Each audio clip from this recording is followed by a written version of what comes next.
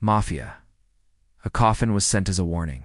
It was 2006 when the authorities received an anonymous call from someone who explained that there was a coffin left on the doorstep of the house where the Castellamer clan had been staying for a while. And this clan was one of the most powerful clans in the entire country of Italy. They were a well-known group who weren't afraid to use violence to get what they wanted. He had been killed instantly. The police weren't sure what to make of this crime. It was carefully planned and executed. It wasn't long before the police identified the man who had pulled the trigger, Vincenzo Sinagra. He was a member of the rival Santapalla clan, and he was unafraid of getting his hands dirty. Well, that was because he wanted to make sure that everyone knew what he had done. He wanted the police to find the body, and he wanted the Castellano family to know that he was responsible. The police were frustrated, but they didn't have enough evidence to charge him with murder. So they let him go. However, they were determined to solve the case and bring Vincenzo to justice. They knew that he was responsible for Michelle's death, and they were going to prove it. He had sent a message with the coffin, and he wanted them to get it. However, they knew that Vincenzo would never forget what they had done to him, and they were worried that he might come after them.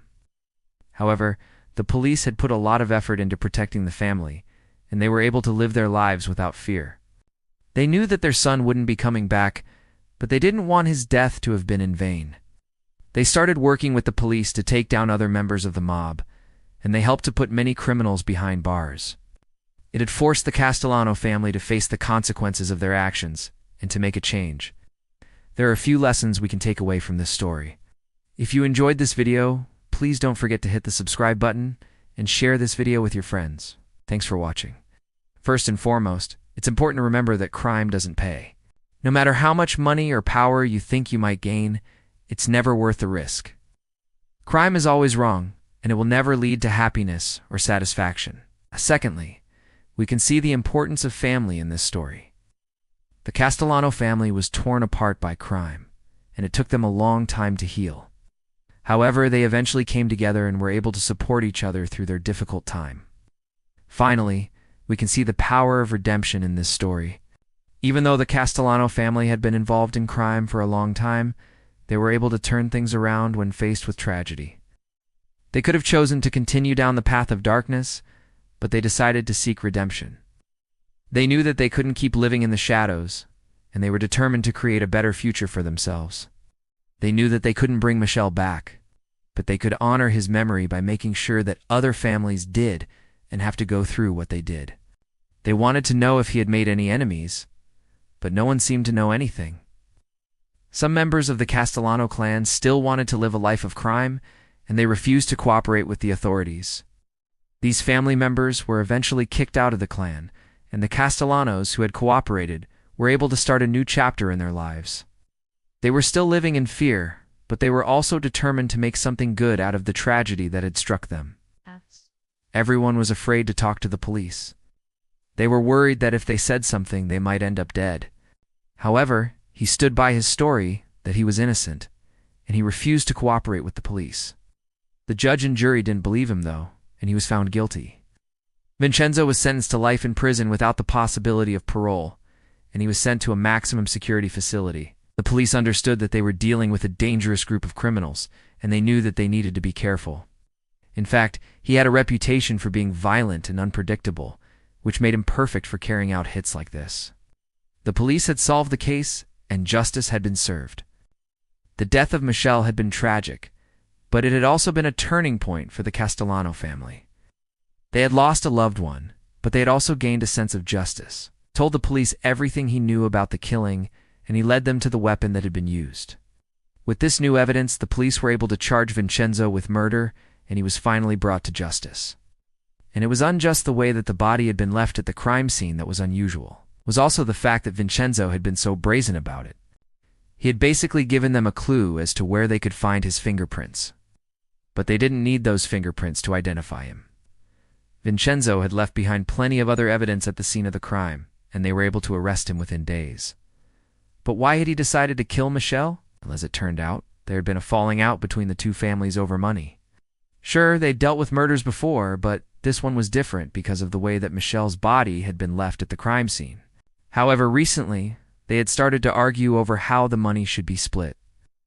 Vincenzo had been part of the group that wanted more money, But when his demands were rejected, he decided to take matters into his own hands. He had kidnapped Michelle's son and demanded a ransom. But when the police intervened and rescued the boy, Vincenzo had fled. Now, Michelle was looking for revenge, and that's when Vincenzo decided to make an example of him. He wanted to send a message to the Castellano family that they couldn't hide from him. And what better way to do that than to leave his body on their doorstep? To them, it seemed like whoever had killed him wanted to send a message to the rest of the clan. Duh. But what exactly was that message? In fact, it was common knowledge that they ran various illegal gambling operations and extortion rings all across the area. But no one expected that their criminal empire would collapse so quickly. Because when the police arrived at the house with the coffin, they found out that it really did contain a dead body.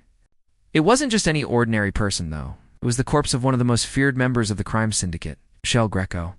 His eyes were wide open and staring straight ahead, seemingly shocked by whatever had happened to him. And he was still clutching a gun in his hand. This was definitely not a case of natural causes or an overdose. Michel had been shot at close range. But how could this have happened? The house where the coffin was left hadn't been occupied by the Castellano family for months. In fact, the family had moved out of the house some time ago, after the local police conducted several raids on the property. The police suspected that they were dealing drugs from there, but never found enough evidence to actually arrest anyone. However, rumors had circulated around the town that the Castellano family were still living there, despite the police presence. That was why when the authorities received the tip-off about the coffin, they were suspicious. They knew that if they didn't investigate, then some madmen could have gotten away with murder. So they went to the address given and were stunned by what they found. When they opened up the coffin, they discovered that Michelle had been shot 3 times. As it turned out, Michelle's death was not random. For years, the Castellano and Santa Paula clans had worked together to run illegal gambling and protection rackets. But why didn't Vincenzo just bury his body instead of leaving it in a coffin? The police were baffled by the killing. They had never seen anything like it before. However, when they questioned Vincenzo, he refused to talk to them. He had taken his secret to his grave. They started by interviewing everyone who had been close to Michel in the weeks leading up to his death. However, they were able to get a break in the case when one of Vincenzo's associates cracked under pressure and started talking. The trial was highly publicized, and everyone was eager to hear what Vincenzo had to say for himself. The Castellano family was finally able to get some closure, and they were relieved that the man who was responsible for their loved one's death was behind bars. Vincenzo had taken his secret to his grave, but the truth had come out. In the aftermath of the trial, the Castellano family decided to change their ways. However, not everyone in the family was willing to change. Michelle's death had been a terrible thing, but it had also been a wake-up call. So what's the lesson we learned from this story? Overall, this story is a reminder that crime is never the answer and that family is the most important thing in life.